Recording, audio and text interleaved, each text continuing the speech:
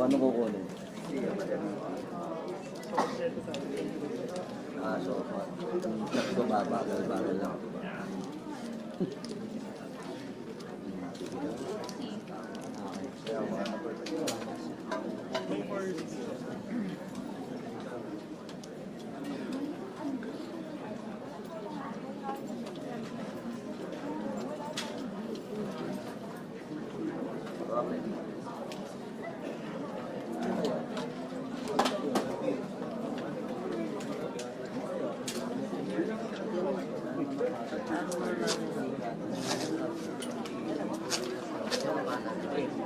Mas nakita ko sa salamat. Sige, sige. Ay, balik ko na lang sa inyo.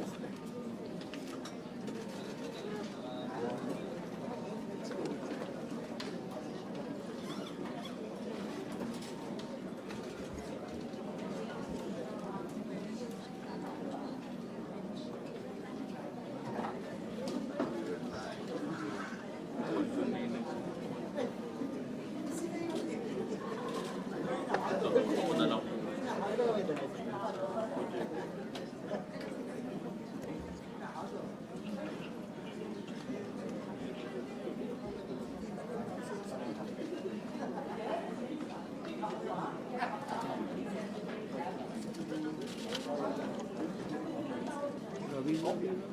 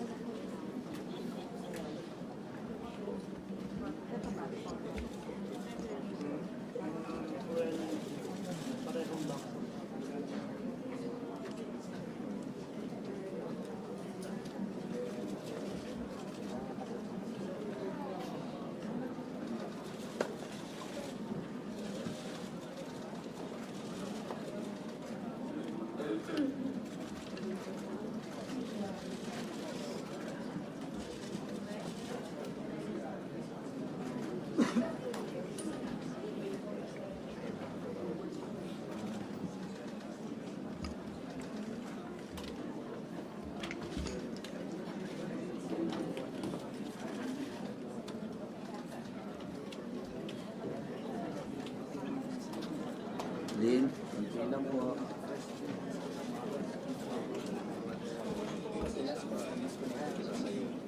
Konti lang po. Excuse po. Boss. Ma'am, sir, konti lang po.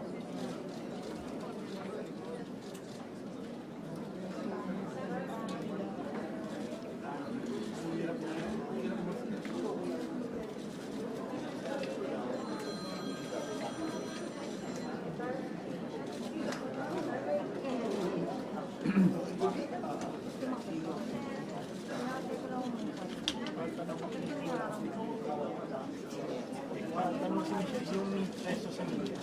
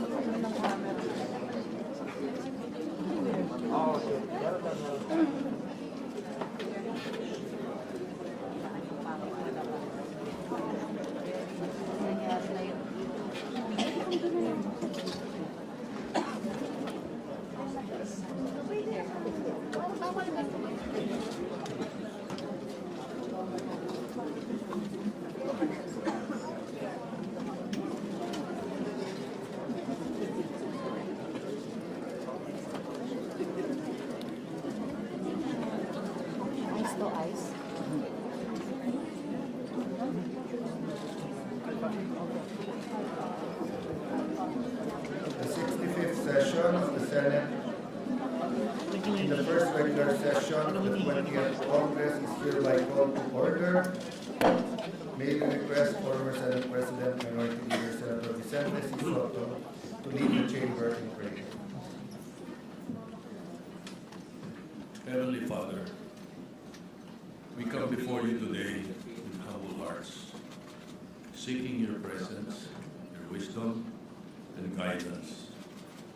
In these challenging times for our nation, we ask that you shine your light upon every heart and every decision made in the service of the Filipino people. Lord, we pray for integrity to prevail over dishonesty, for humility to overcome pride, and for truth to silence deception. May those entrusted with leadership walk in righteousness, accountability, and genuine concern for the common good. Grant us the courage to do what is right, even when it is difficult. And dear God, give us wisdom to choose what is just over what is convenient. Protect our institutions and our nation from the influence of evil, corruption, greed, division over what is convenient. Protect our institutions and our nation from the influence of evil, corruption, greed, division, and selfish ambition. Father God, guard every mind and heart against temptation and guide all public servants to become instruments of peace, fairness, and compassion. Dear Lord, bless our nation with leaders who fear you, honor the truth, and serve with sincerity. let justice, integrity, and loyalty for country and to the Constitution rise above all personal interests. May everything we do today be guided by your wisdom and covered with your grace. All this we ask in your holy name. Amen. Amen. Thank you very much, Senator Soto. A prayer that all of us should reflect on. Secretary, please call the roll call. Please call the roll.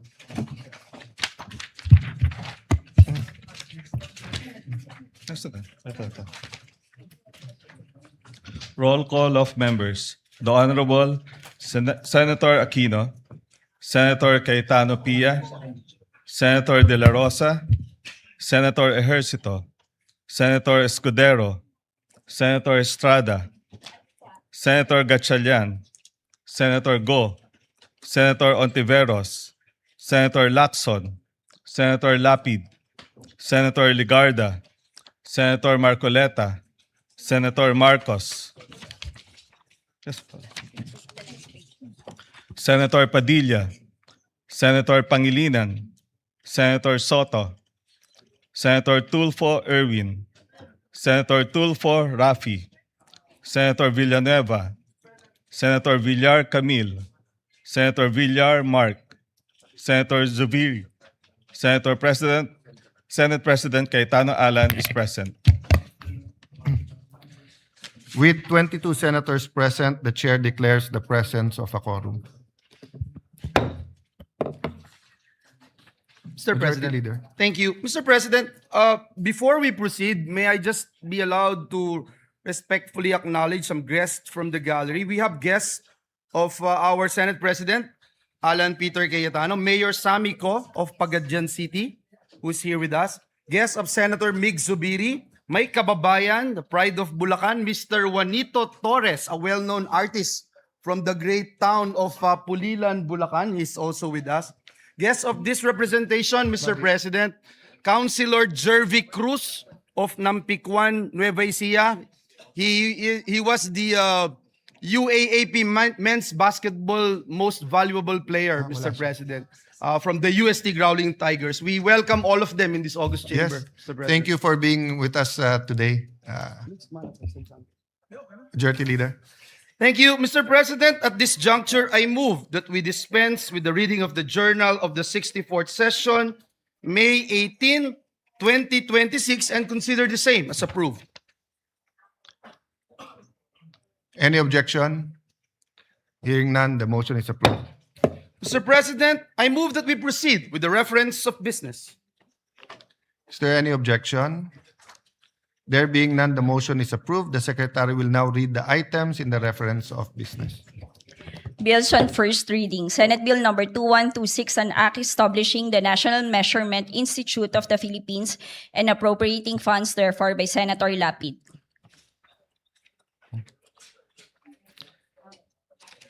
Referred to the Committee on Science and Technology, Civil Service, Government Reorganization, and Professional Regulation, Ways and Means, and Finance.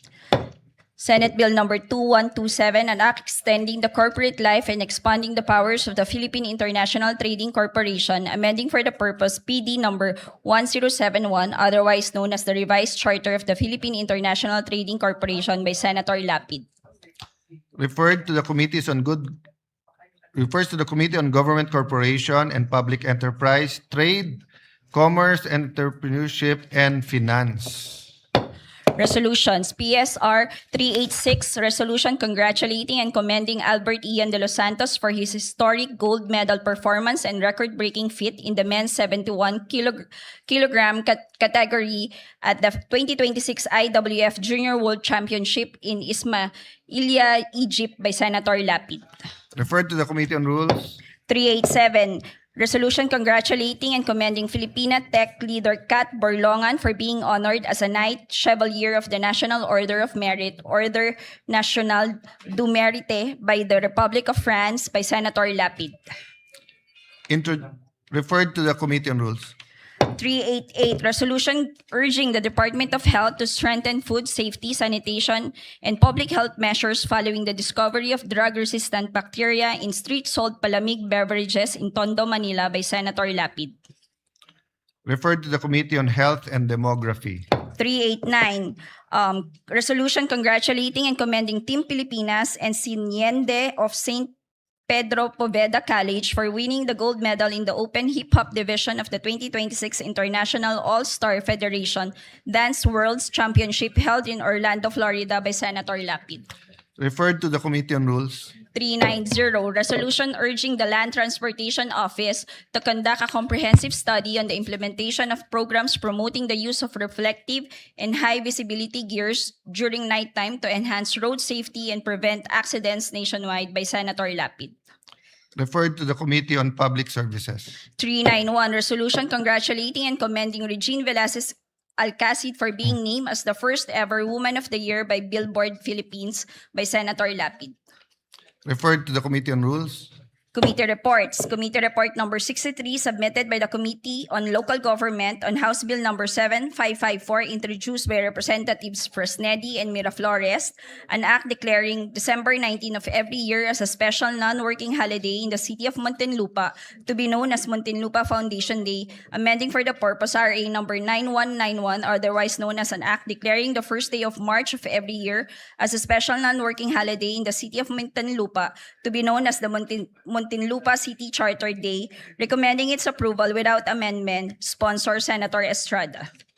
To the calendar for ordinary business. Committee report number 64, submitted by the Committee on Local Government on House Bill number 7555, introduced by Representatives Tolentino and Miraflores, an act declaring September 6 of every year as a special non-working holiday in the municipality of Mendez Nunez, province of Cavite, to commemorate its founding anniversary, recommending its approval without amendment. Sponsor, Senator Estrada. To the calendar for ordinary business. Committee report number 65, submitted by the Committee on Local Government on House Bill number 142, introduced by Representatives Olivares and Miraflores, an act declaring February 13 of every year a special non-working holiday in the city of Parañaque, Metro Manila, amending for the purpose RA number 11460, recommending its approval without amendment. Sponsor, Senator Estrada. To the calendar for ordinary business. Committee report number 66, submitted by the Committee on Local Government on House Bill number 761, introduced by Representatives Matugas and Miraflores, an act declaring January 16 of every year a special non-working holiday in the municipality of Dapa, province of Surigao del Norte, in celebration of the feast of its patron saint, the Holy Santo Niño, recommending its approval without amendment. Sponsor, Senator Estrada. To the calendar for ordinary business. Committee report number 67, submitted by the Committee on Local Government on House Bill number 762, introduced by Representatives Chan and Miraflores, an act declaring June 17 of every year a special non-working holiday in the city of Lapu-Lapu, province of Cebu, in commemoration of its charter anniversary, recommending its approval without amendment. Sponsor, Senator Estrada. To the calendar for ordinary business. Committee report number 68, submitted by the Committee on Local Government on House Bill 1510, introduced by Representatives Yap E. et al., an act declaring July 15 of every year a special non-working holiday in the whole Cordillera Administrative Region in commemoration of its founding anniversary to be known as Cordillera Day, recommending its approval without amendment. Sponsor, Senator Estrada. To the calendar for ordinary business. Committee report number 69, submitted by the Committee on Local Government on House Bill number 1538, introduced by Representatives Bolilla and Miraflores, an act declaring June 9 of every year as a special non-working holiday in the municipality of Rosario, province of Batangas, in celebration of its founding anniversary, recommending its approval without amendment. Sponsor, Senator Estrada. To the calendar for ordinary business. Committee report number 70, submitted by the Committee on Local Government on House Bill number 1539, introduced by Representatives Bolilla and Miraflores, an act declaring November 11 of every year as a special non-working holiday in the municipality of Taysan, province of Batangas, in celebration of its founding anniversary, recommending its approval without amendment. Sponsor, Senator Estrada. To the calendar for ordinary business. Second. Suspend lang 1 minute. Session suspended.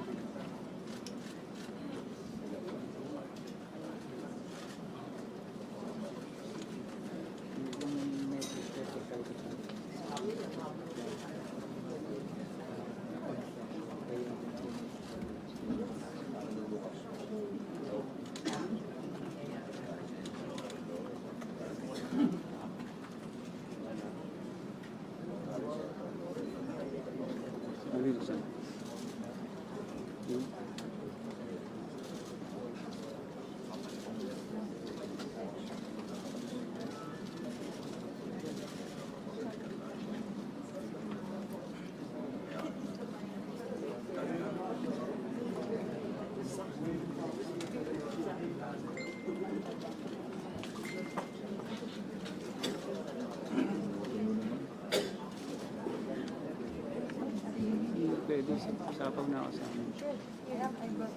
Sa TV. Ganun lang.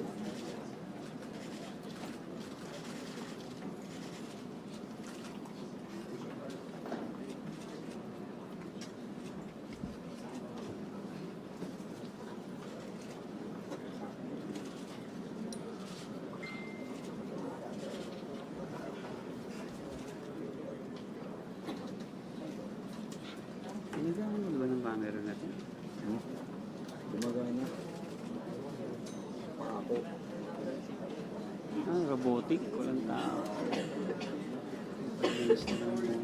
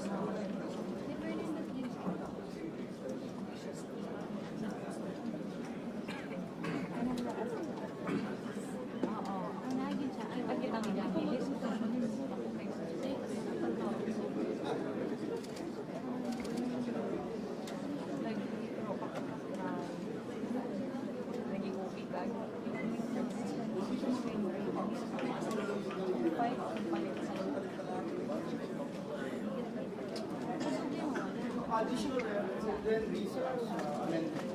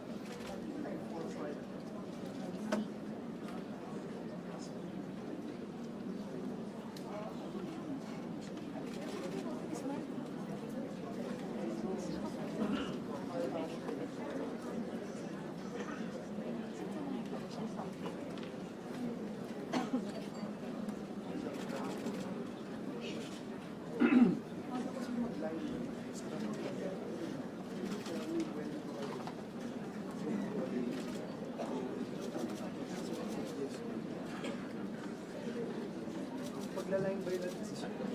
You get my point? Line by line.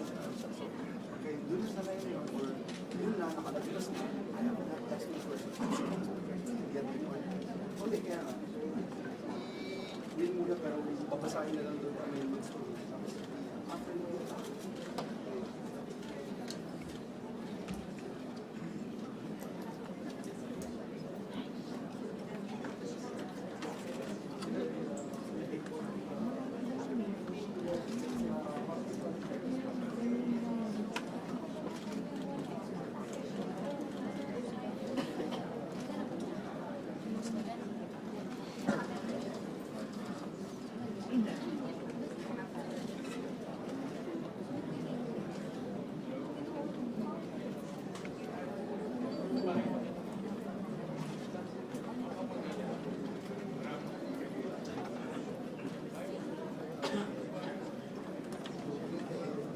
Session is resumed. Madam President, at this juncture, may we proceed with the additional reference to business? Please proceed. Additional reference of business message from the House of Representatives. Letter from the House of Representatives informing the Senate that on May 5, 2026, it passed the following House bills in Of business. Please proceed. additional reference of business message from the House of Representatives. Letter from the House of Representatives informing the Senate that on May 5, 2026, it passed the following House bills in which it requests the concurrence of the Senate. House Bill number 8466, an act instituting the National Land Use Policy, providing the implementing mechanisms, creating for the purpose the National Land Use Commission, and appropriating funds therefore. Referred to the Committees on Sustainable Development, Goals, Innovation, Futures Thinking, and Finance. 8647, an act strengthening and expanding the Pantawid Pamilyang Pilipino Program, amending Republic Act number 11310, otherwise known as the Pantawid Pamilyang Pilipino Program Act. Referred to the Committees on Social Justice, Welfare, and Rural Development, and Finance. 7704, an act expanding the prohibited acts of discrimination against women on account of sex, amending for the purpose PD number 442, otherwise known as the Labor Code of the Philippines, as amended. Referred to the Committees on Labor, Employment, Human Resources, Development, Women, Children, Family Relations, and Gender Equality.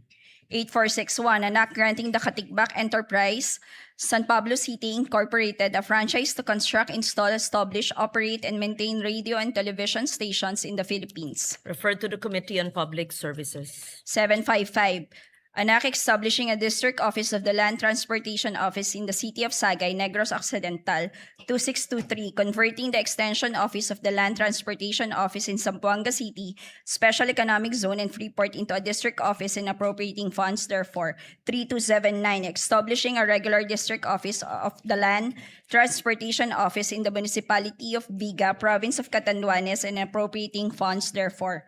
4477, establishing the LTO office in the municipality of Taytay, province of Palawan, and appropriating funds therefore. 8609, upgrading the LTO district office in the city of Batac, province of Ilocos Norte, from Class D to Class C, and appropriating funds therefore. 8610, expanding the registration and issuance of licenses in the Pasig District Office of the LTO and appropriating funds therefore. 8611, upgrading the District Office of the Land of the LTO in the municipality of Naval, province of Biliran, from Class D to Class B, and appropriating funds therefore. Referred to the Committees on Public Services and Finance. 1866, establishing the Camarines Norte 1st District Engineering Office of DPWH in the municipality of Labo, province of Camarines Norte, renaming the existing district engineering office in the municipality of Daet as the Camarines Norte 2nd District Engineering Office and appropriating funds therefore. 2206, creating a district engineering office in the 6th Legislative District of the province of Batangas and appropriating funds therefore. 3535, creating a district engineering office in the 6th Legislative District of the province of Isabela and appropriating funds therefore. Referred to the Committees on Public Works and Finance. 8497, naming the entire stretch of the Santander Barili Toledo National Road traversing barangay San Sebastian, Colase, Dalahican, Tangbo, Bonbon, Poblacion, and Suba in the municipality of Samboan through barangays Mantalongon, Tubod, Dakit, Kalubihan, Patupat, Azucena, Santa Ana, Poblacion, and Maghanoy, Kingbuangan, Sayao, Minolos, and Giwanon in the municipality of Barili, province of Cebu as the Pablo P. Garcia Highway. 8498, naming the diversion road commencing at the Ormoc Baybay Southern Leyte Boundary Road in Barangay Bantigue and traversing Barangay Sumanga, Patag, Donghol, Biliboy, and San Pablo up to the diversion junction at the Palo Carigara Ormoc Road in the city of Ormoc, province of Leyte as the Mayor Vicente G. Torres Sr. Avenue. 8499, naming the road from Barangay West Junction of Hermosilla Drive through Barangay North Rizal Extension Road up to Barangay Donghol, Donghol Lake Imelda Road, which is also referred to by the Department of Public Works and Highways as the Ormoc Lake Imelda National Tertiary Road in the city of Ormoc, province of Leyte as the Judge Benjamin Pongo Sr. Avenue. Referred to the Committee on Public Works. 8496, renaming the Tawi-Tawi Regional Agricultural College as the Tawi-Tawi State College, expanding its curricular offerings and strengthening its governing board. Referred to the Committee on Higher Technical and Vocational Education. 8577, converting the Balicuatro College of Arts and Trades in the municipality of Allen, province of Northern Samar, into a polytechnic institution to be known as the Northern Samar Polytechnic Institute and appropriating funds therefore. 8578, establishing a polytechnic institution in the municipality of Mutyong, province of Samar, to be known as the Mutyong Polytechnic Institute and appropriating funds therefore. 8579, converting the Cagayan de Oro School of Arts and Trades in the city of Cagayan de Oro into a polytechnic institution to be known as the Cagayan de Oro Polytechnic Institute and appropriating funds therefore. 8580, converting the Northern Mindanao School of Fisheries in the municipality of Buenavista, province of Agusan del Norte, into a polytechnic institution to be known as the Northern Mindanao Polytech Institute and appropriating funds therefore. 8581, an act establishing a polytechnic institution in the municipality of Pulangi, province of Albay, to be known as the Pulangi Polytechnic Institute and appropriating funds therefore. 8582, converting the Dipolog School of Fisheries in the city of Dipolog, province of Zamboanga del Norte, into a polytechnic institution to be known as the Zamboanga del Norte Polytechnic Institute of Fisheries and appropriating funds therefore. 8583, converting the Agusan del Sur School of Arts and Trades in the municipality of Prosperidad, province of Agusan del Sur, into a polytechnic institution to be known as the Agusan del Sur Polytechnic Institute and appropriating funds therefore. 8584, converting the Sorsogon National Agricultural School in the municipality of Castilla, province of Sorsogon, into a polytechnic institution to be known as the Sorsogon Polytechnic Institute and appropriating funds therefore. 8612, establishing a polytechnic institution in the municipality of Santa Maria, province of Bulacan, to be known as the Santa Maria Polytechnic Institute and appropriating funds therefore. Referred to the Committees on Higher Technical and Vocational Education and Finance. 8626, establishing a College of Medicine in the Eastern Samar State University in the city of Borongan, province of Eastern Samar, and appropriating funds therefore. 8627, converting the South Cotabato State College in the municipality of Sorala, province of South Cotabato, into a state university to be known as the South Cotabato State Universities and appropriating funds therefore. Referred to the Committees on Higher Technical and Vocational Education, Ways and Means, and Finance. 839, an act declaring Can Umantad Falls, located in Barangay Kadapdapan, Municipality of Kandihay, Province of Bohol, an ecotourism site. 842, declaring Cancoca Hills, located in Barangay Cambane, Municipality of Kandihay, Province of Bohol, an ecotourism destination. 901, declaring Mabanog Falls, located in Barangay Darapuay, Municipality of Bansalan, Province of Davao del Sur, an ecotourism site. And 1005, declaring the Congressman Edelmiro A. Amante Sr. Mapaso Resort and Adventure Nature Park, located in the municipality of Santiago, province of Agusan del Sur, an ecotourism zone.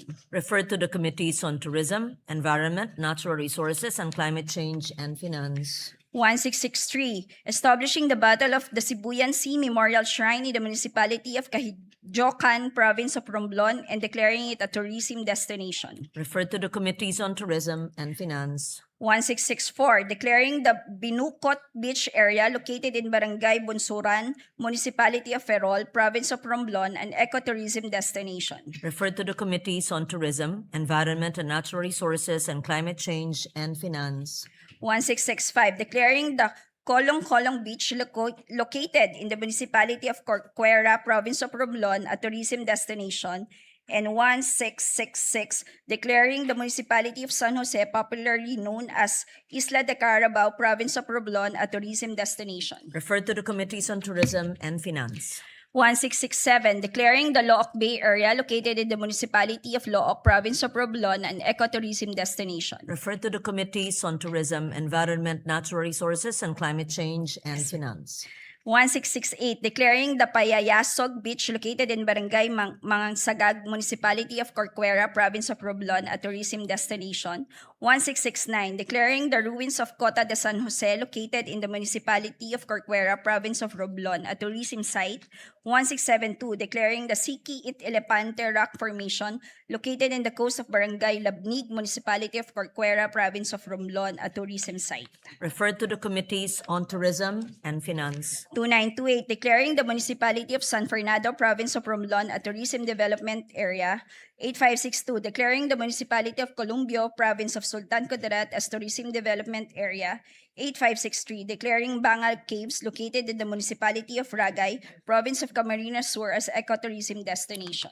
Referred to the Committees on Tourism, Environment, Natural Resources, and Climate Change and Finance. 8564, declaring Barangay Managa in Sitio Balutakay, Municipality of Bansalan, Province of Davao del Sur as a farm tourism destination. Referred to the Committees on Tourism and Finance. 8565, declaring the Pasig Islet located in Barangay Bato, Municipality of Santa Cruz, Province of Davao del Sur as an ecotourism site. 8566, declaring Barangay Kapatagan in the City of Digos, Province of Davao del Sur as tourism destination. 8568, declaring the Bakhawan Eco Park located in Barangay New Buswang, Municipality of Calibo, Province of Aklan as an ecotourism zone. Referred to the Committees on Tourism, Environment, Natural Resources, and Climate Change and Finance. 8569, declaring the immediate environs of the National Shrine of Padre Pio, commonly known as Padre Pio Shrine, located in Barangay San Pedro, City of Santo Tomas, Province of Batangas, as a tourism destination. 8570, declaring the Municipality of Barlic in Mountain Province as a tourism development area. Referred to the Committees on Tourism and Finance. 8571, declaring the Palani Beach located in the Municipality of Balod, Province of Masbate as an ecotourism destination. 8572, declaring the Bien Unido Double Barrier Reef and its immediate underwater environs of Bien Unido, Province of Bohol as a tourism destination. 8573, declaring Ulot River in the Municipality of Paranas, Province of Samar, an ecotourism destination. 8574, declaring Sitio Pulacan of San Fernando Barangay, City of Talisay, Negros Occidental as an ecotourism zone. 8575, declaring the Agusan Marsh located in the municipalities of Talocogon, San Francisco, Rosario, Bunawan, Loreto, La Paz, and Viruela, all in the province of Agusan del Sur as an ecotourism zone. Referred to the Committees on Tourism, Environment, Natural Resources, and Climate Change and Finance. 8621, upgrading the Kalinga Provincial Hospital in the city of Tabo, Province of Kalinga into a Level 3 regional hospital to be known as the Northern Cordillera Regional Medical Center and appropriating funds therefore. 8622, establishing in the city of Valencia, Province of Bukidnon, a multi-specialty hospital and research center to be known as the Bukidnon Farmers Research and Medical Center and appropriating funds therefore.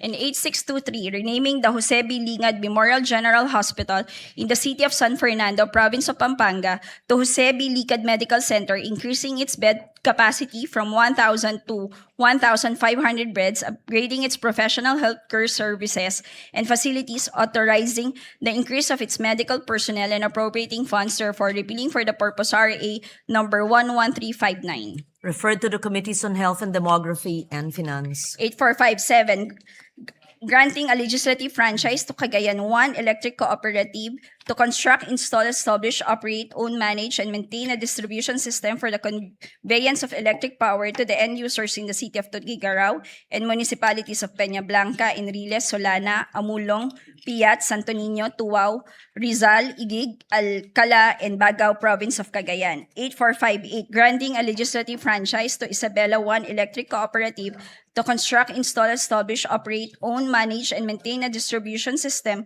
for the conveyance of electric power to the end users in the cities of Kawayan, City of Santiago, municipalities of Angandanan, San Guillermo, Ramon, San Mateo, San Isidro, Alicia, Etchague, Cordon, Jones, San Agustin, Cabanatuan, Cabatuan, Luna, and Reyna Mercedes, Province of Isabela. 8459, granting a legislative franchise to First Catanduanes Electric Cooperative to construct, install, establish, operate, own, manage, and maintain a distribution system for the conveyance of electric power to the end users in the municipalities of Bagamanok, Baras, Bato, Caramoran, Quigmoto, Pandan, Panganiban, San Andres, San Miguel, Viga, and Verac, Catanduanes. And 8460, an act granting a legislative franchise to Occidental Mindoro Electric Cooperative to construct, install, establish, operate, own, manage, and maintain a distribution system for the conveyance of electric power to the end users of Magsaysay, San Jose, Rizal, Calintaan, Sablayan, Santa Cruz, Mamburao, Abra de Ilog, Paluan, Province of Occidental Mindoro. Refer to the Committee on Public Services. Madam President, if I may. Majority Leader. Thank you. Madam President, before we proceed, may I just be allowed to recognize some guests from the gallery? Guests of Senator Ligarda, Regional Director John Montero of BJMP Region 6, and Mr. Sergio Dava Jr. of the Provincial Government of Antique. Also, guest of this representation is Kasim Mirza from the University of Santo Tomas. We welcome all of them in this August chamber. We welcome you to the Senate. Madam President, having closed the period of interpellation, may I be allowed to respectfully move that we resume consideration of Senate Bill number 1511 under Committee Report number 15. This is the bill strengthening the protection of parents against hospital detention. I so move, Madam President.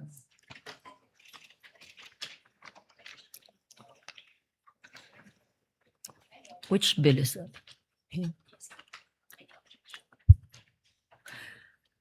Any objection? Hearing none, the motion is approved and consideration of the said measure is now in order. Please proceed. Thank you, Madam President. At this juncture, I move to open the period of individual amendments and with the consent of the body, may we recognize, Madam President, Senator Risa Ontiveros and to propose, not proposing na. Oh, the chair, the sponsor of the measure, Senator Risa Ontiveros, to propose amendments, Madam President. I so move.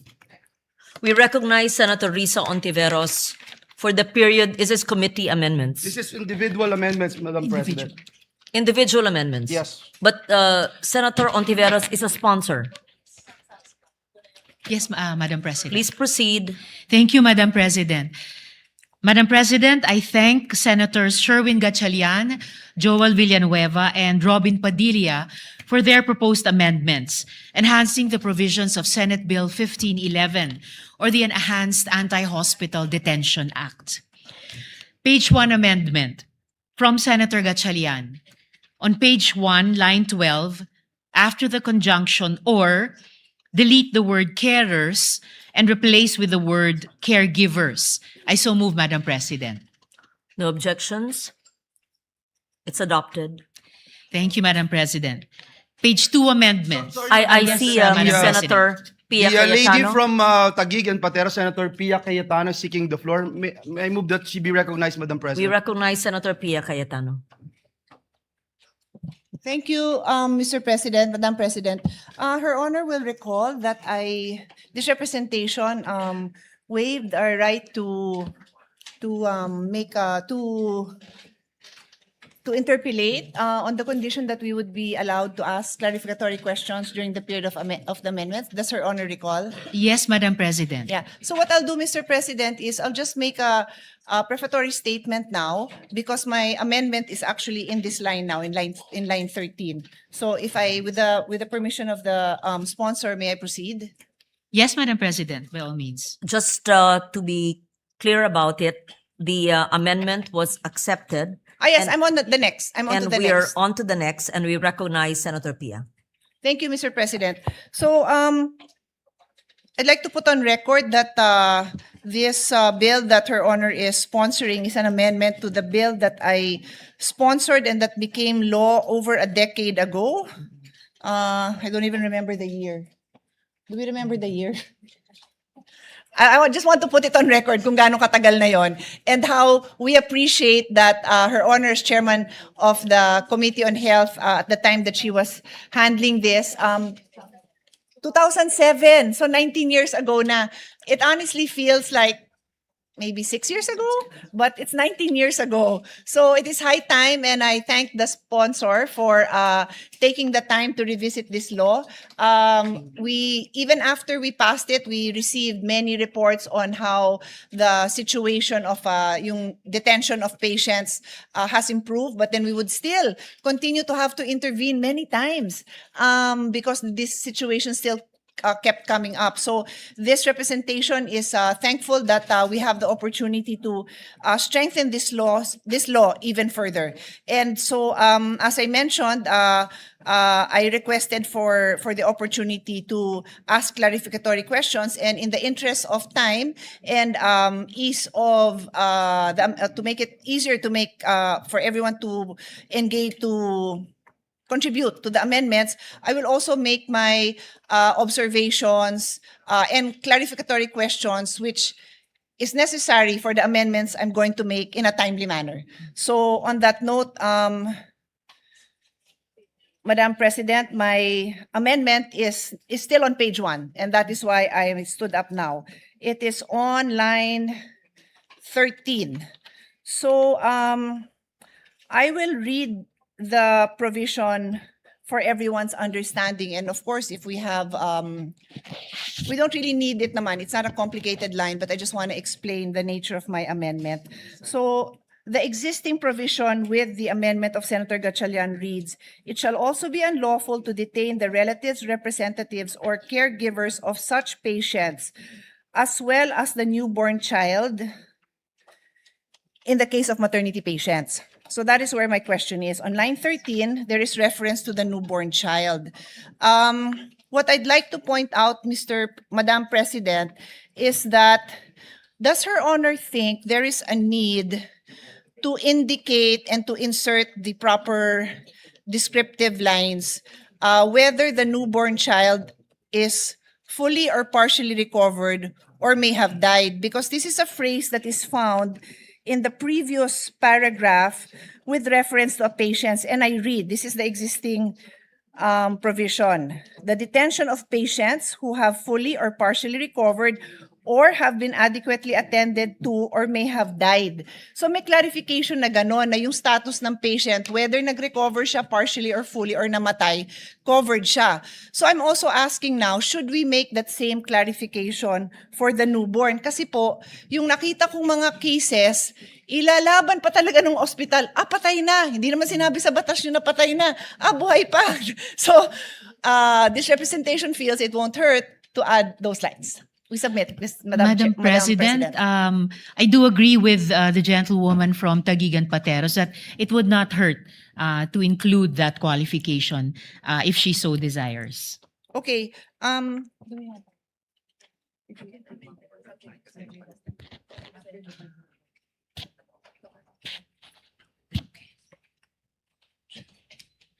Then we will make the amendment, Madam President. I can get back to Her Honor. It's a very simple line naman, so let me just propose it. We can proceed so we don't delay, and then I'll get back to this line. Yes, Simple Madam lang naman. President. It will I'll be, ask my Legi staff as well to formulate yes, of course. this. I would just like to clarify. Before this, we accepted the amendment, and this will be another sentence, the next sentence. May you just please read it, and then we say subject to style, or depending on the consultation with the sponsor. Yes. Well, The more or less subject to style, it would be newborn child who has fully or partially recovered or who has been adequately attended to or who may have died. Similar to the above provision. We submit, Madam President, subject to style. If the sponsor so agrees, then the amendment you're supposed to accept it if you would agree. Just to add, Unless Madam there's any President, to my earlier acceptance, although this second paragraph of Section 1 is originally supposed to refer to that nefarious practice of palit ulo. But as I mentioned, it would not hurt if the gentlewoman so desires to add that qualification of whether having fully or partially recovered and having been adequately attended to or may have died to the phrase newborn child, Madam President. It is therefore accepted by the sponsor. It is accepted, Madam Subject to President. I just style. made of record that the original focus of this paragraph was that palit ulo practice. That is But just to be clear, the focus doesn't change. This amendment instructs, strengthens that whether buhay po or patay na po, covered, hindi nila pwedeng, it strengthens the right That of is understood. the mother to Yes. to be able to bring home her child. Yes, Madam Yes. President. And we recognize a minority leader, Senator Soto. I will concur with the subject to style, but just as a reminder, editorial amendment, I don't think there is a use for the Article 2 between us and D. Yeah, that's what. Yes, yes, we noted that, Madam President. I would have included that. My staff was already pointing it out to me, but since I said subject to style, di ko na po sinama. But thank you, Mr. Minority Floor Leader, dahil yun din po ang nakita natin. Thank you for that. We thank the minority leader for that. We proceed, Madam Sponsor. Yeah, yes, Madam President. Thank you. On moving now to page 2 amendments. First from Senator Gatchalian. On page 2, line 12. Madam President, Yes, I have Madam an President. anterior amendment. Mine, Madam President, is on line 6. And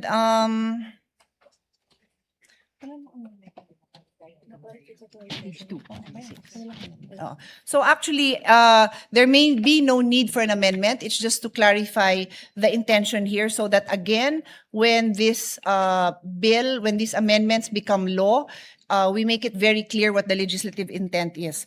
So I'd like to read this into the record so that our colleagues who are following along with us can follow the discussion. No? This paragraph is about the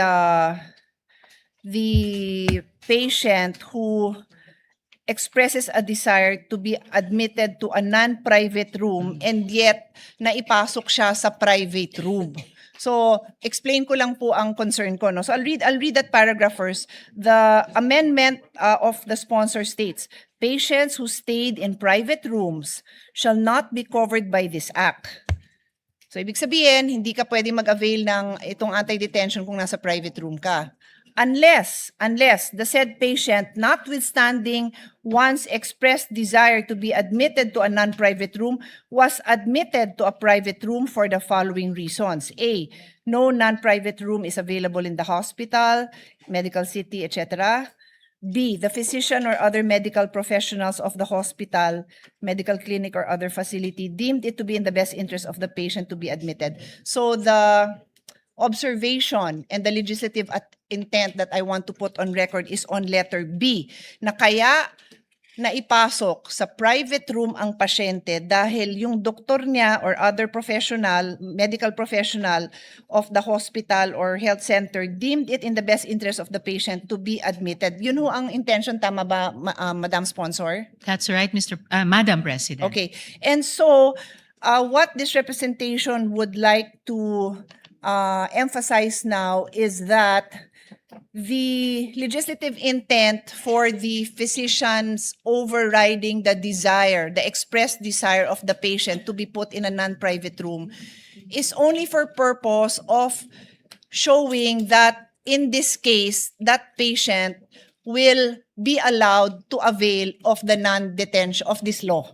They can avail of this law. In other words, we are not liberalizing or changing the rule that the patient's desires will always govern. A doctor, medical professional cannot override a patient's desire in other cases. Limited to dito sa topic ng non-hospital detention. Tama ho ba, Madam Sponsor? Yes, Madam President. One bill, one topic. Yes. So yun lang naman, again, to put it there, because minsan nako-quote yung bill, alam nyo naman, nako-quote, tapos hindi naman yan yung intention natin dito. So nagkakasundo po tayo ng sponsor. Yun lang po. Thank you very much. Thank you. Yes. What is the next amendment of Senator Pia? Just for my Yes, we clarification. recognize the minority leader. Yes, thank you, Madam President. Just for my clarification. So kapag ikaw ay nasa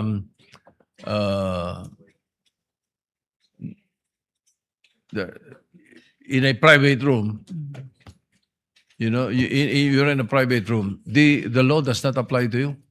This law does not apply to you? Is that it? That is right, Madam President. So Kung nasa non-private room ka, ano babayaran mo ron? Di ba wala ka naman talagang babayaran doon? Sa private room kami babayaran eh. It's actually the So case. why are we Sorry. exempting Minority leader. them? It's actually the case po, Madam President, good minority leader, that even patients po na-admit halimbawa sa mga ward, sa mga basic accommodation, kahit sila po ay nag-a-accrue po ng out-of-pocket expenses. Yes, I agree. Madam So, kaya hindi pa pwede this law is very important for them. Ano? Gusto nga natin to. And it's a variation of the original law by Senator Pia Cayetano. But then again, ang understanding ko in the language is kapag ikaw ay sa private room, they can detain you pag hindi ka makabayad. The intent, Madam President, is that in the contexts and under the conditions specified in this bill at dinagdagan po natin from the original law, may recourse po yung pasyente under this law. It is not to say na kung iba pa po ang circumstansya niya, wala na siyang ibang remedies under the law, but it may be other laws. Ito po, specific to those. What recourse kaya would that be? For example, we have a patient in a private room, may cirrhosis of the liver, and then sabi ng mga doktor, wala na pag-asa ito. Iuwi nyo na lang. Hindi maiuwi, walang pambayad. Hindi papayagan ng ospital. They do not fall in the category of this law. Or this bill, I'm sorry. Unfortunately, Madam President, in the case of that patient, yung medical decision po ng attending physician niya ang magpe-prevail. Well, The answer, if Her Honor will allow. Certainly, Madam President. Yeah, at least, Yes. thank you. At Senator least Pia. during the time that we sponsored the original bill, iba lang yung requirements ng private hospital. They have the liberty to, nagpapauwi naman yan sila and we really don't support any detention under any condition. But because they chose a private room, minsan ang mahal din talaga ng rooms na pinipili nila, may iba silang kondisyon. So they may be requiring promissory note, guarantor, ang daming requirements bago nila palabasin. In this case, very specific yung rule na no detention, and then later on in other provision, there are also requirements pa rin to produce something, but that is what the law is dictating. Hanggang dito lang ang pwede nyong i-require. Pag private na, then the hospitals can make other requirements, Mr. President, to secure the payment that for payment for the services that were rendered, Mr. President. Yun yung naalala po natin dun sa bill when we worked on it before. Thank you. Additionally, I hope Madam it President, clarifies. po maiiwasan yung sitwasyon na binababalaan ni Minority Leader dahil kahit sa mga private hospitals, by law, kailangan nilang i-provide 10% ng mga kwarto nila under ward or basic accommodations terms to the patients, Madam President. well, just for the record, so that when this bill becomes law, the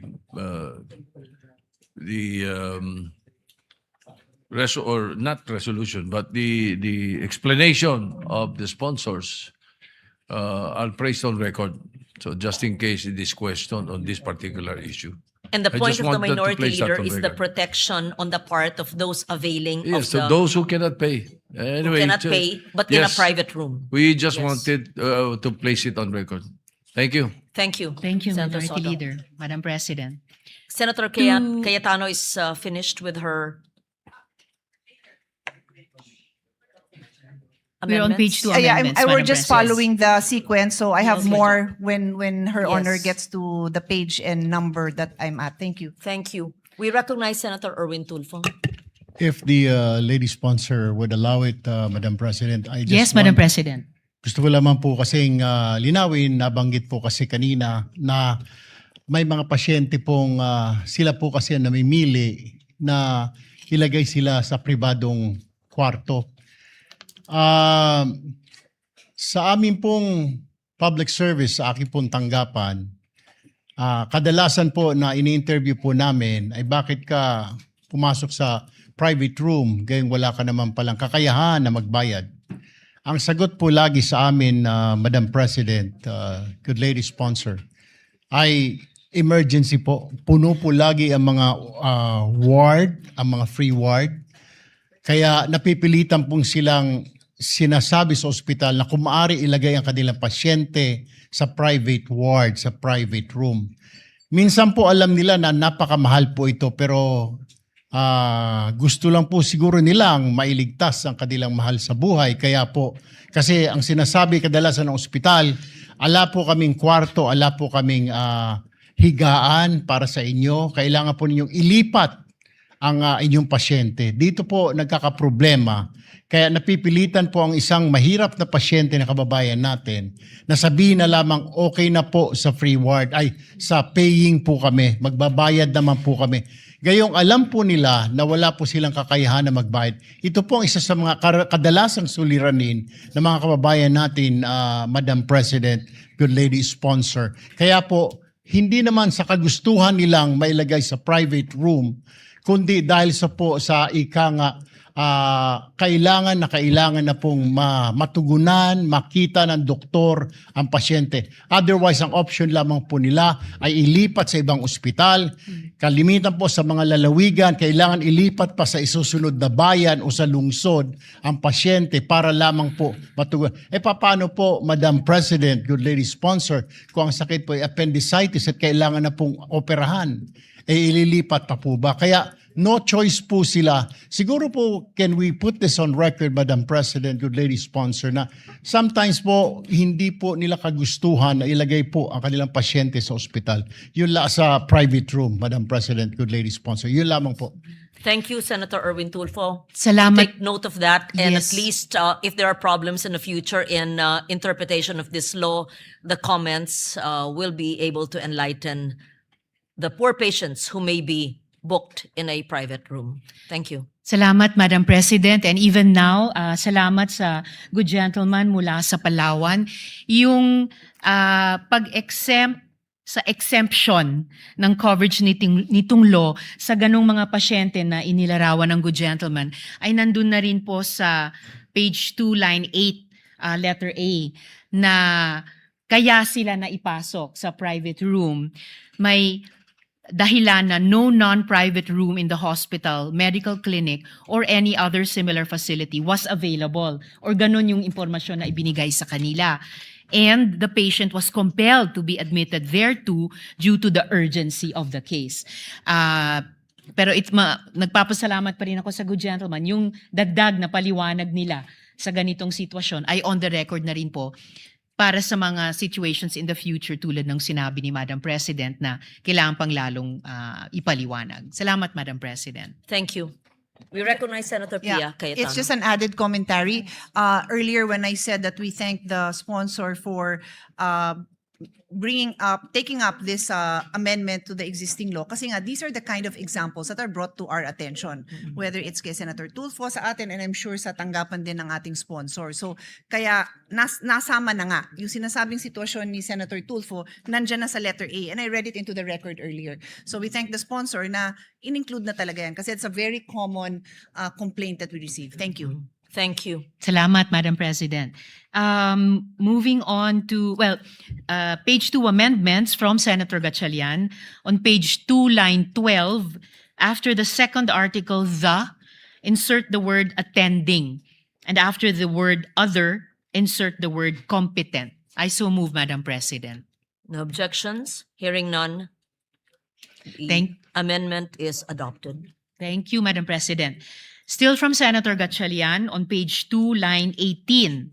After the word circumstances, insert a colon and the phrase provided that the medical justification shall be in writing and signed by the attending physician or other competent medical professional. I so move. No objections. Hearing none, it is adopted. Thank you, Madam President. From this representation and Senator Gatchalian, still on page 2, between lines 18 and 19, insert the following paragraph. For purposes of this act, detention refers to any act of restraining a person from leaving the hospital, clinic, or similar facility on grounds of non-payment, in part or in full, of hospital bills, medical expenses, or professional fees. It includes the refusal to A, physically discharge or to issue documents necessary for discharge, interment, or benefit claims. B, remove medical devices when removal is medically appropriate. Or C, release a cadaver of a deceased patient to the surviving relatives. I so move, Madam President. No objections. Hearing none, it is adopted. Thank you, Madam We President. recognize Senator Pia Cayetano. Yes, Madam President. I actually defer to the wishes of the sponsor. I'd just like to point out that in the definition of detention, and I don't have a copy, so this is just from what I heard, Her Honor made reference to the detention of the patient. But when we defined earlier, in the earlier provisions, we referred to the caregiver and the newborn. So does Her Honor think it might be better that we also mention them, the patient, the caregiver, and the newborn, for consistency, Madam President? I would be accepting of that, Madam President.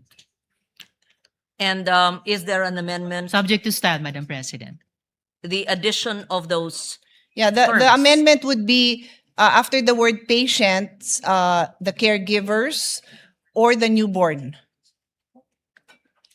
We submit. May we hear the whole sentence from the sponsor? As I understand it from the... Sorry. Yes, Madam President. The complete reference in the earlier paragraphs also make note of relatives and representatives in addition to caregivers. So I can write down the complete line if Her Honor wishes, or we can just add it. The intention is Yes, Madam not to President. limit it. The to intention is not to limit it to patient, To the but to patient. include everyone else that Yes. was mentioned earlier, that if they cannot detain those persons. the caregiver and The newborn relatives baby. and or representatives. Yes. That is the intention. So we'll include that same enumeration in this provision. I don't have a copy. I'm sorry. So I can't make reference to which line because I don't have a copy of the amendment. Yes. Again, Madam President, I accept subject to style. Thank you, Senator Cayetano. Thank you, Madam Sponsor. Thank you, Madam President. And just for the record, Madam President, the proposed amendments clarify and strengthen the definition of detention by expanding coverage beyond physical restraint to include indirect or administrative acts that prevent or delay lawful discharge or release. The revisions also broaden the scope of covered facilities expressly, and here this speaks to the concern of the gentle lady from Taguig and Pateros, expressly include caregivers and deceased patients and clarify prohibited acts such as withholding discharge documents, delaying cadaver release, or refusing medically authorized device removal. These changes close interpretative loopholes, align the definition with actual detention practices, such as palit-ulo, and strengthen patient protection consistent with the intention of RA 9439. Moving on, Madam President. Sorry. Yes, Madam Yeah. President. Again, this issue is so close to my heart, so I'm just randomly thinking of other situations.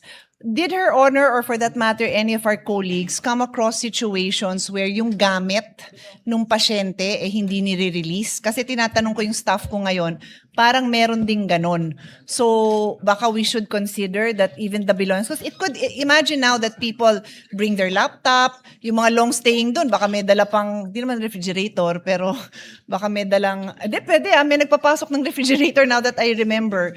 So would Her Honor consider that, na they cannot also hold Personal belongings. the belongings, yeah. Certainly, Madam President, lalo na kung personal belongings naman talaga yun ng pasyente or pamilya or carer niya, dinala nila for the confinement, certainly they should not be, kumbaga, withheld from them kapag uuwi na, Madam President. So actually, sabi nga po ng staff ko, medyo maraming report na kinukuha yung cellphone. So I will draft an amendment and then balikan na lang po natin. I will submit the language in a while. Yes, thank you for that. We take note of that. Thank gentleman. you. Thank you, Madam President. Oo. Yes, Madam We President. recognize Senator Erwin Tulfo, Majority Leader. Thank you, Madam President. Good lady sponsor. Nais ko lang pong idagdag sana kung wala pa po dito, ay nabanggit po kasi ni Senadora Pia na yung mga laptop at cellphone. May mga nangyari na rin po na kukunin na lamang po ng tatay o ng asawa yung pasyente sa ospital at wala pong pambayad, pinapaiwan po yung kanyang hanap buhay. Tricycle o jeepney, minsan po ay wala pong mga cellphone. Ang pinapaiwan po ay tinatanong, may traktor ka ba? Hand traktor. No choice po kundi gagawin po ng pasyente, ng asawa o ng tatay, iiwan po ang kanyang pangkabuhayan. Jeepney, tricycle driver, tricycle, traktor, hand tractor, Madam President, good lady sponsor. So, just in case kung wala pa po, baka pwede isama na ho natin na wag naman na hanap buhay po yun May lalabas niya nga po yung kanyang anak, asawa, subalit yung kanyang pangkabuhayan naman po ay mawawala. Thank you, Madam President. What is the amendment of Senator Tulfo then? Gusto ko po sanang maisama po ito How do we phrase it? kung isama na rin po doon sa amendment Livelihood? po na kay Senadora Pia, yung livelihood. Wag naman pong alisin yung livelihood, Madam President. And so we would include personal belongings and livelihood? Is that what the sponsor would agree to? Again, Madam President, probably subject to style, but I fully recognize the not just concern but real situations na inilalarawan ng good gentleman mula sa Palawan. Kaugnay nung dati ring mga or kasalukuyang practices na pinapipirma ng promissory note at kailangan may collateral. Paano nga po kung walang collateral or maika-collateral yung tao na aabot pa hanggang sa mga kagamitan para maghanap buhay. So this amended law is intended or amendatory bill is intended to prevent such situations. So I would be open to adding language reflecting the concern raised by the good gentleman. Thank you. Madam President, Yes, if I may. Majority Leader. Madam Yes. President, we have been talking about the proposed amendment of the distinguished gentleman from Palawan, and right now, Senator Pia and our minority leader are coordinating with each other with the right word that will be introduced later on. So we would like to put that into the records. Madam President, if I may I just move for a minute suspension? Session suspended.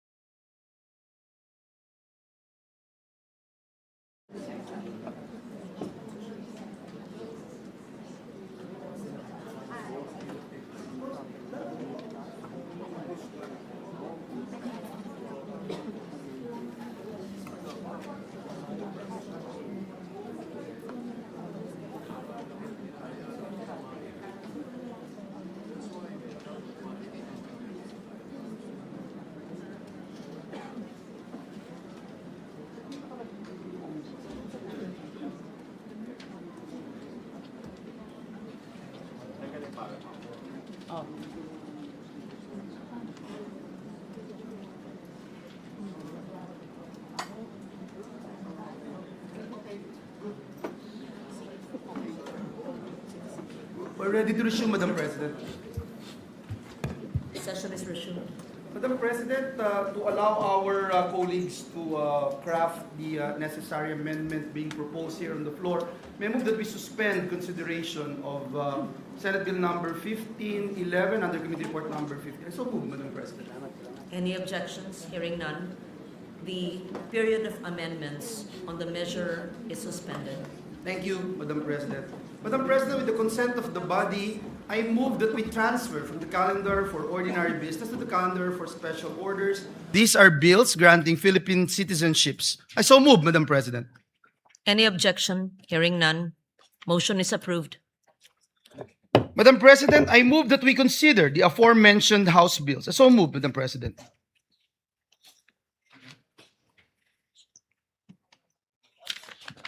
Any objection? Hearing none. The motion is approved. Secretary, please read into the record the title of the bills without prejudice to inserting into the record the whole text thereof. House Bill number 6639, an act granting Philippine citizenship to Benny Francois Boatwright III. House Bill number 6644, an act granting Philippine citizenship to Matthew James Ramos.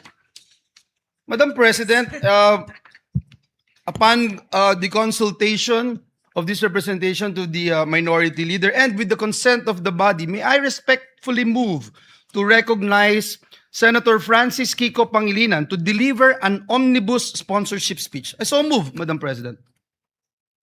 We recognize Senator Kiko Pangilinan for his sponsorship. Yes, please proceed. Thank you, Madam President. Thank you, distinguished Majority Leader, Acting Majority Leader, and to our distinguished colleagues. I rise today, with the permission of our colleagues, for an omnibus sponsorship of two committee reports. Committee Report number 61 in consideration of House Bill 6639, granting Philippine citizenship to Benny Francois Boatwright III, and Committee Report number 62 in consideration of House Bill number 6644, granting Philippine citizenship to Matthew James Ramos. These measures correspond to Senate Bill 5095, authored by Senate President Alan Peter Cayetano, Senator Pia Cayetano, and Senator Bongo, granting Philippine citizenship to Benny Boatwright, and Senate Bill number 1613, authored by Senator Bongo, granting Philippine citizenship to Matthew James Ramos. Matthew and Benny are world-class athletes who, despite the many opportunities and paths available to them elsewhere, have chosen to cast their lot with the Filipino people. Pinili nila hindi lang lumaban para sa bandila natin, pinili rin nilang maging bahagi ng ating kwento bilang isang bansa. Matthew James Ramos is a decorated wrestler and a proud son of Filipino Pangasinense Father Chris Crescente Holanday Ramos. Kahit na ipinanganak at pinalaki sa Estados Unidos, pinili ni Matthew na bigyang karangalan ang kanyang mga ninuno, hindi lang sa salita, kung hindi sa sakripisyo, sa paninindigan at serbisyo sa Philippine sports.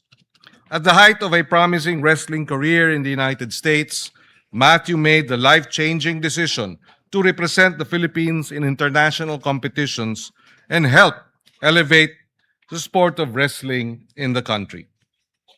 Among his outstanding accomplishments, Matthew was runner-up in the 2023 NCAA Championships and was hailed as Purdue University's 60th All-American. He is a two-time NCAA qualifier and a two-time Big Ten place winner, finishing 7th in 2022 and 3rd in 2023.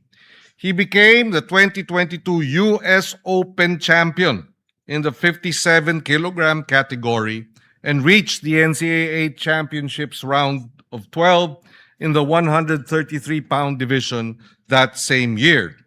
He was also a two-time NWCA, National Wrestling Coaches Association Scholar, All-American, and at a young age, captured the 2018 Cadet World Championship in the 51-kilogram category.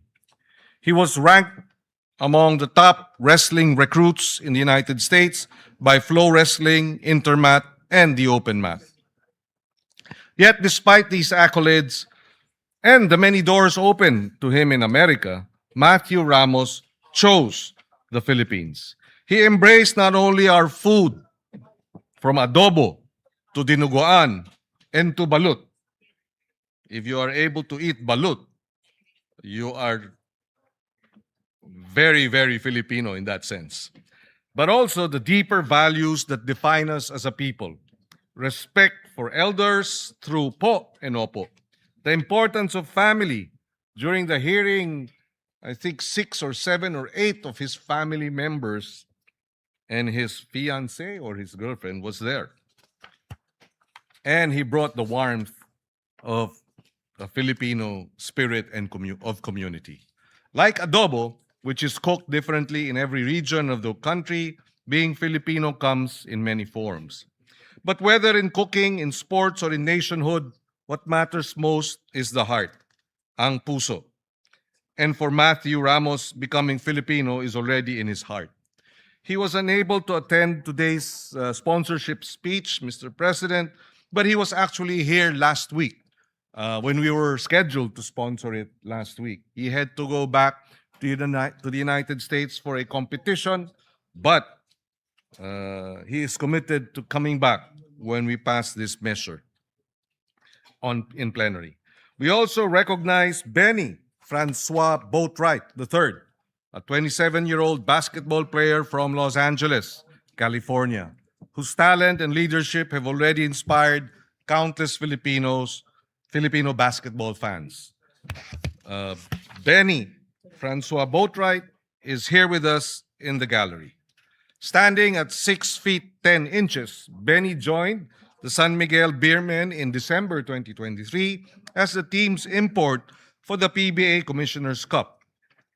He played a crucial role in leading the Beermen to the championship, delivering 19 points, 13 rebounds, 8 assists in the title-clinching Game 6.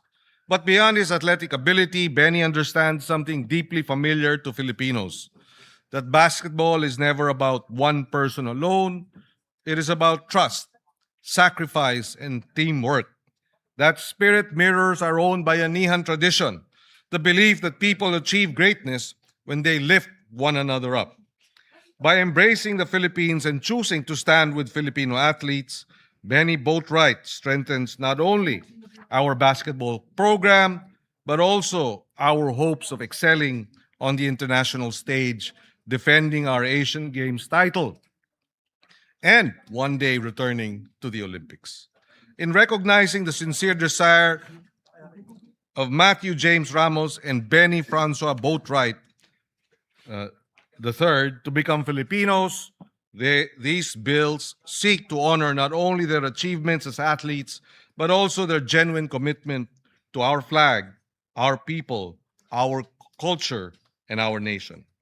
For citizenship is not defined solely by jus soli, meaning right by birthplace, or jus sanguinis, meaning right by blood.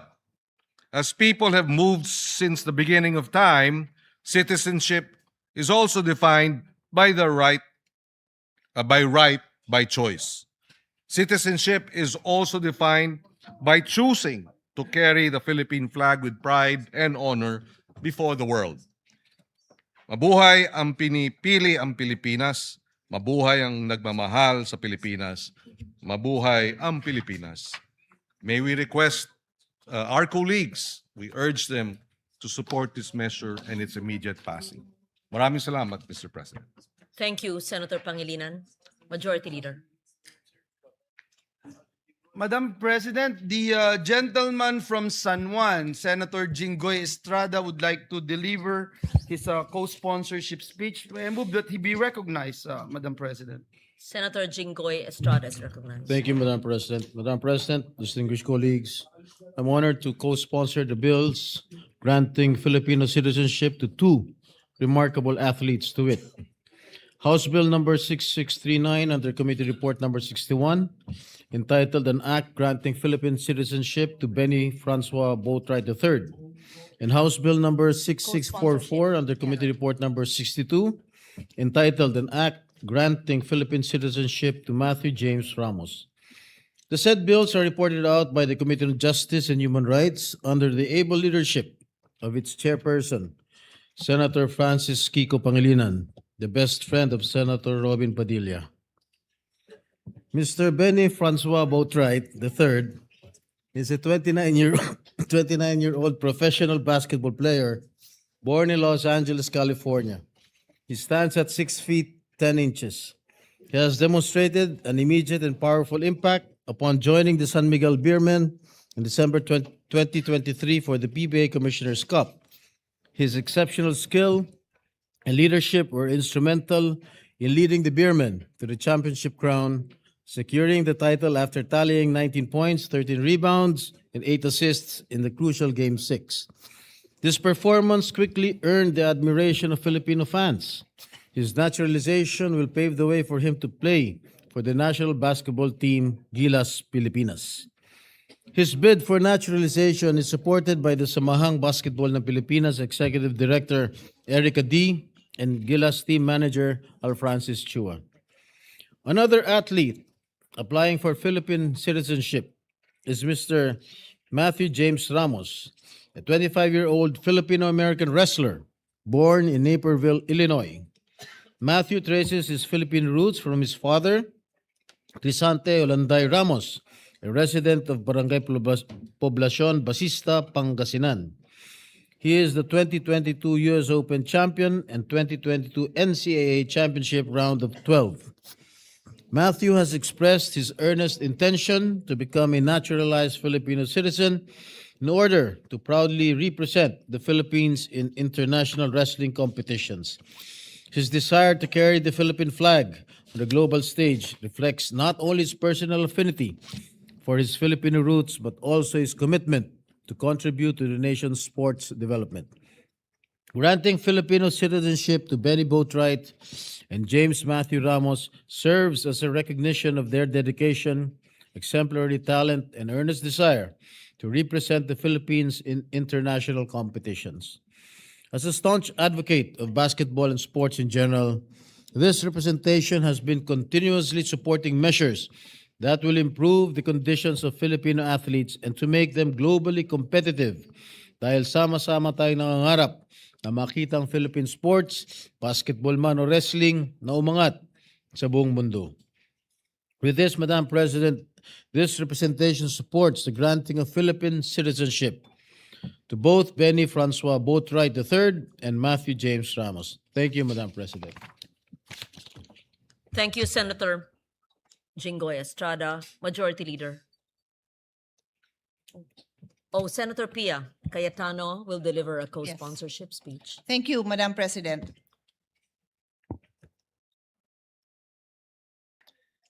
Madam President, I rise to co-sponsor House Bill number 6639 under Committee Report number 61, granting Philippine citizenship to Benny Francois Boatwright III, and House Bill number 6644 under Committee Report number 62, granting Philippine citizenship to Matthew James Ramos.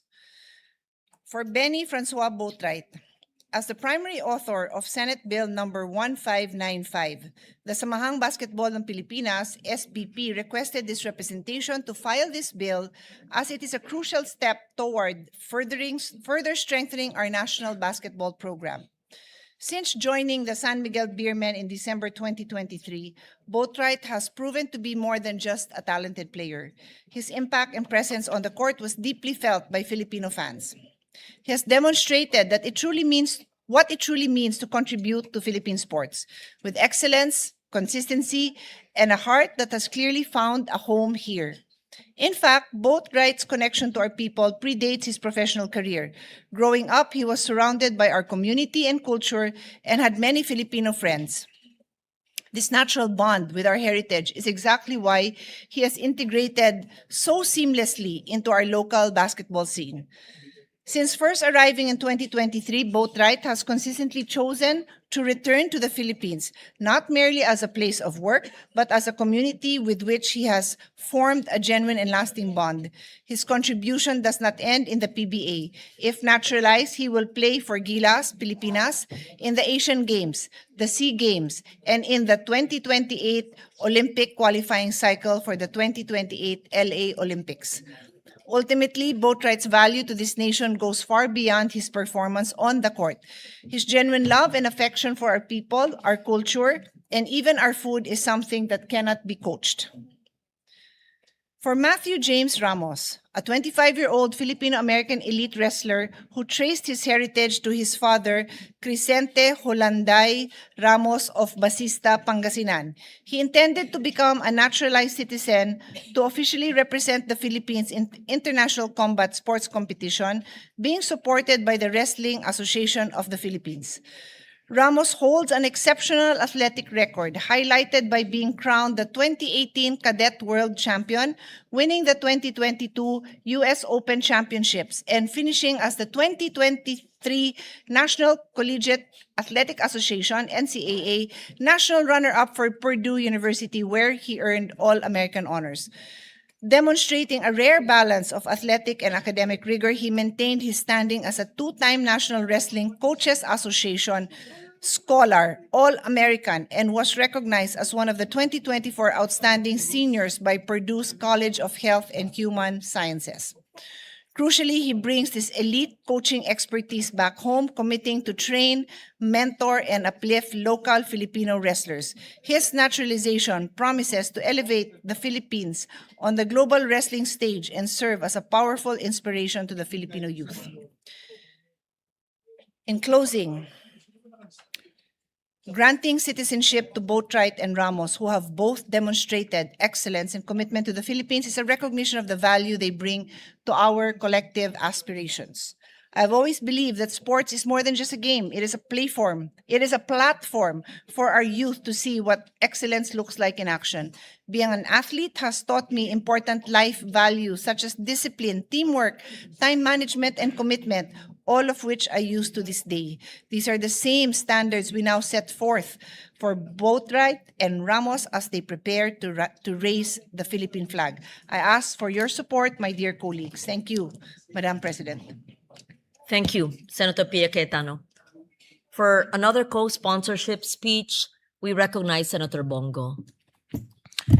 Mr. President, esteemed colleagues, as one of the authors of the bills in consideration, I rise today to co-sponsor the measures granting Philippine citizenship to Mr. Benny Boatwright III and Mr. Matthew James Ramos. At the outset, allow me to express my full support for these measures and thank the sponsor, Senator Kiko Pangilinan, for prioritizing these measures. The grant of Philippine citizenship through is a power recognized under our Constitution and exercised by Congress in favor of individuals who have shown not only merit and competence, but also a sincere commitment to serve the Filipino nation. Citizenship is more than a legal status. It is a bond of loyalty, responsibility, and shared purpose. In the case of these two athletes, we see individuals who are willing to carry our flag, represent our people, and contribute to the continuing development of Philippine sports. Mr. Benny Boatwright has already made a strong mark in Philippine basketball. Napapanood niyo po siya sa PBA, sa ongoing PBA, no? Kaya lang na eliminated yata sila just last Saturday or Sunday. But anyway, since joining the San Miguel Beerman in 2023 PBA Commissioner's Cup, He has shown exceptional talent, professionalism, and leadership on the court. His contribution helped the team capture the championship, and his performance proved that he can be a valuable addition to the future of Philippine basketball. As a potential naturalized player for Gilas Pilipinas, yun po ang pinaka kulang ngayon natin, no? Since yung mainstay natin sa Gilas Pilipinas na naturalized player na si Justin Brownlee ay hindi na rin po bumabata. Kailangan natin ng batang naturalized player. Mr. Boatwright brings size, skill, discipline, and experience that can strengthen our national team in international competitions. Pareho sila ni Brownlee. May mga 3 points shooting rin po ito. Magaling sa 3 points. His possible inclusion will not only improve our competitiveness, but will also contribute to our long-standing dream of seeing the Philippines stand proudly among the best basketball nations in the world. Lalong-lalo na po ngayon na napanalunan po natin ang first ever gold since 1962. After 63 years tayo nanalo muli sa Asian Games nung 2023 Asian Games. And we are now the defending champion. Paalala ko lang po kay Mr. Boatwright, as you take on this role, just a reminder to you, you are expected to maintain your health and fitness at all times. Be always fit. Being part of the national team is not just an opportunity, it is a responsibility that calls for dedication, sacrifice, and excellence. Always bear in mind your duty to support and elevate the team, guided by discipline in everything you do, both on and off the field. You must consistently keep yourself in peak condition, prepared to perform and compete at the highest level. Always eat Filipino food. Try to eat bulad also, my favorite. Likewise, we also recognize Mr. Matthew James Ramos, a Filipino-American wrestler whose Filipino roots trace back to Pangasinan through his father. Ito talaga, nanggaling po ito sa Pangasinan. At pride natin ito. Mr. Ramos has clearly expressed his desire to become a Filipino citizen and to represent the Philippines in international wrestling competitions. This desire is not only merely symbolic, it reflects his respect for his Filipino heritage, his connection to our people, and his willingness to bring honor to the country through his chosen sport. Napakaganda po yung kanyang naging desisyon na muli na to represent the Philippines. With athletes like Mr. Ramos, we have an opportunity to further develop the sport, which will open more doors for Filipino wrestlers and raise our standing in regional and international tournaments. Mr. President, as chairperson of the committees of the Committee on Sport, I believe that our duty is not only to support athletes who already bring honor to the country, but also to strengthen the systems and opportunities that will allow Philippine sports to grow. The naturalization of Mr. Boatwright and Mr. Ramos forms part of this broader effort. It allows us to build stronger national teams, expand our national talent pool, and inspire young Filipinos to dream bigger, train harder, and believe that they too can represent the country with pride and excellence. These measures are not simply about granting citizenship to two deserving individuals. They are also about investing in Philippine sports and recognizing those who are ready to serve and honor the Filipino flag. Thank you po, Mr. President. Thank you po, Madam President. Thank you very much, Senator Bongo. Majority Leader. Madam President, to allow our colleagues to further studied the measure, I move that we suspend consideration of the aforementioned bills. I so move, Madam President. Any objection? Hearing none. Motion. Senator Mig Zubiri, our former Senate President, is seeking the floor. I move that he be recognized, Madam President. Recognize Senator Mig Subiri. Thank you, Madam Tita Ganda of the Senate. Nice to see you smiling, former Yes, I Senate President had Subiri. a lack of sleep yesterday, Madam President. That's why I was not up to speed with what was happening. But anyway, Madam President, on the, I just wanted to raise not an issue. I am fully supportive of these two gentlemen that will be taking their, hopefully, their oath as Filipino citizens. But one of them happens to be a son of a Filipino, Mr. Ramos, the wrestler. And I was talking to my colleagues, or my dear friend Alvin Aguilar is here from the Wrestling NSA. We're together with the NSA. He's for wrestling and I'm for Arnis. And I was saying to Senator Kiko Pangilinan, that he was used to be the chairman of the Committee on Justice, that maybe we can make an amendment, or we can have amendments to the dual citizenship law.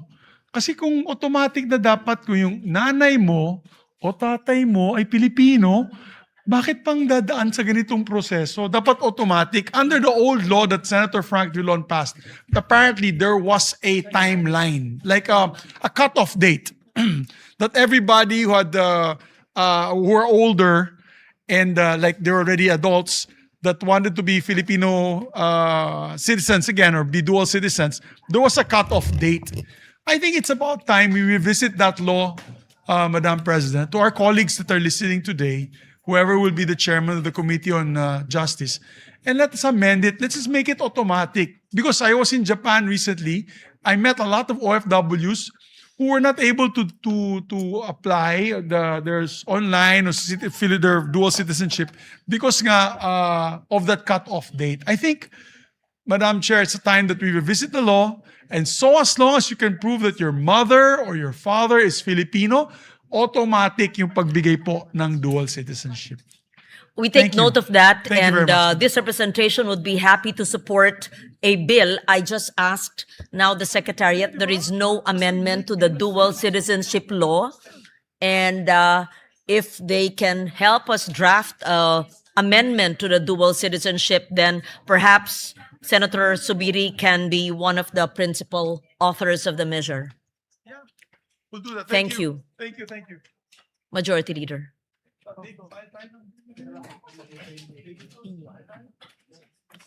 Yes, Madam President, may I move again to consider Senate Bill number 1511 under Committee Report number 15, and this is the bill strengthening the protection of patients against hospital detention. So move, Madam President.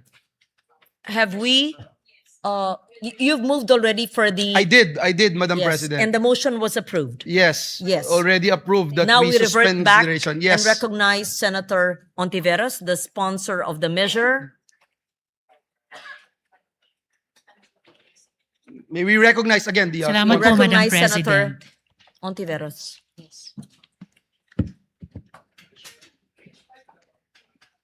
Salamat po, Madam President. If I may, Madam President, pending confirmation from the gentlewoman from Taguigan Pateros, if my proposed formulation of the question she raised and about which she will formulate an amendment is already acceptable to her, may I seek the permission of Yes. Madam President to proceed with the amendments of Senator Gatchalian?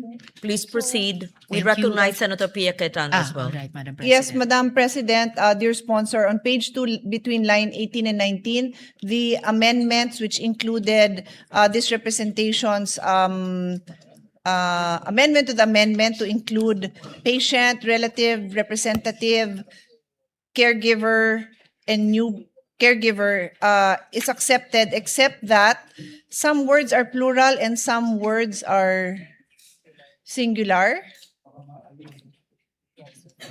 So may Her Honor just choose, will we go with singular or plural? Thank you. So subject We to will style. go with Approved, plural, subject Madam to style. President, and subject to style, Madam President. So thank you, Madam President. Senator Cayetano, is done with our amendments? Yes. Uh, all right. I will read the whole text, Madam President, as amended. Okay.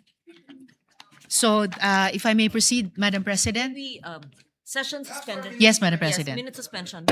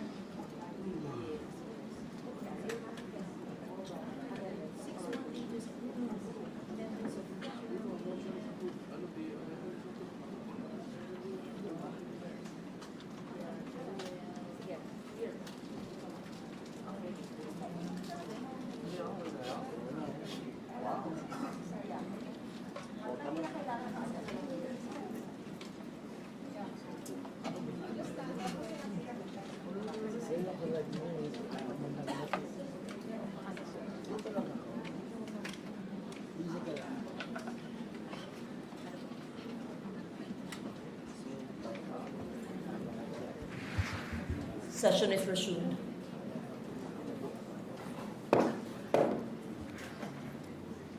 We recognize once again the sponsor of the measure, Senator Risa Ontiveros.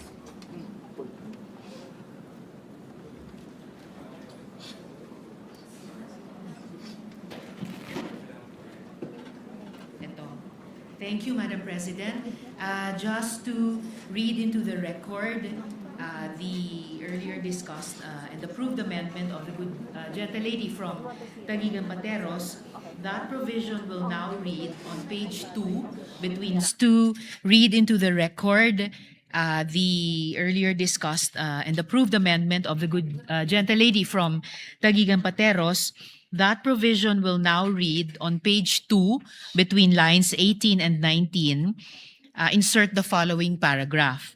For purposes of this act, detention refers to any act of restraining a person, whether a patient, relative, representative, caregiver, newborn, or deceased person, from leaving a hospital, clinic, or similar facility on the ground of non-payment, in whole or in part, of hospital bills, medical expenses, or professional fees. It includes the refusal to A, physically discharge a patient or issue documents necessary for discharge, interment, or benefit claims. B, remove medical devices when such removal is medically appropriate. C, release personal belongings. And D, release the cadaver of a deceased patient to the surviving relatives. So for the record, Madam Chair. We therefore approve Yes, the Madam Chair. amendment just read by the sponsor. Thank you, Madam Chair. To proceed, still on page 2 from Senator Gatchalian. On page 2, line 30, after the word required, delete the preposition on and replace with preposition of. Further, on the same line, delete the word senior citizens and replace with the word patients. I so move. No objection. So Thank- approved. Thank you, Madam Chair. Madam President. Page 3 amendments now. Still from Senator Gatchalian. On page 3, line 2, after the word development, delete the colon and the phrase provided further that those patients who are partially recovered shall sign a waiver or undertaking that they are assuming the risk of the consequences for requesting for discharge despite having not fully recovered. I so move. No objection. Thank Amendment you, is approved. Madam President. We recognize Senator Yes, Madam Pia President. Cayetano. To repeat, the motion approved was to delete from colon and the following phrase up to the words having not fully recovered. Yes. That Yes, is Madam clearly Chair. understood. Yes, Sorry, Madam Chair. I would just like to see it in writing just because I was conferring with my staff on my amendment on this same item, so I was not able to capture the actual amendment. It might be the same as mine, it might be different. I need time to just look at the actual amendment, Madam President. It is actually different, Madam President, and it's supposed to be the next amendment that I will read into the record, also from Senator Pia Cayetano. And I will yield the floor if the good gentle lady would prefer to read her amendment, Madam President. So I understand my amendment is different, but I do have a comment on this amendment. If Her Honor can just give me time, a minute suspension, please. All right. Yes, Session Madam suspended. President.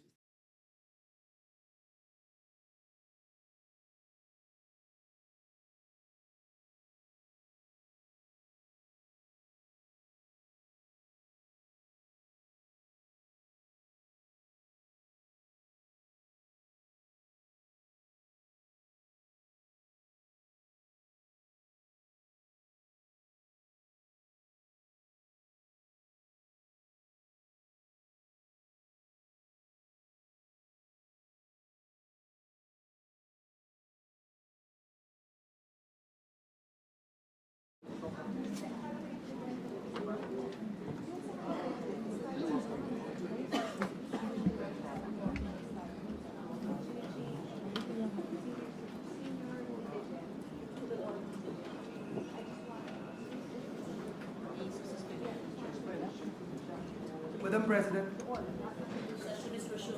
Yes, Madam President.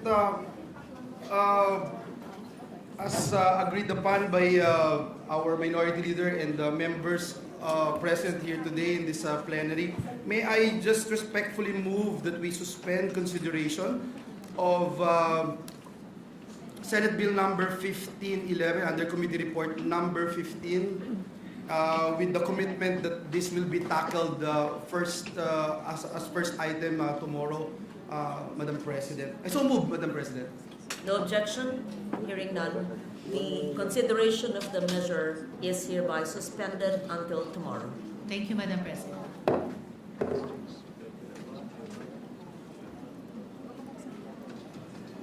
Madam President, at this juncture, and pursuant to Rule 10, Section 13 of the Rules of the Senate, may I respectfully move to elect Senator Mark Villar as Chairperson of the Committee on Finance, Vice Senator Win Gatchalian. So moved, Mr. President. Any objection? Hearing none, motion is approved. Thank you, Madam President. Elect Senator Mark Villar as Chairperson of the Committee on Finance, Vice Senator Win Gatchalian. So moved, Mr. President. Any objection? Hearing none, motion is approved. Thank you, Madam President. Madam President, I move that we adjourn the session until 3 o'clock in the afternoon of Wednesday, May 20, 2026. So move. Any objection? Hearing none, session is adjourned until 3 o'clock in the afternoon of Wednesday, May 20, 2026.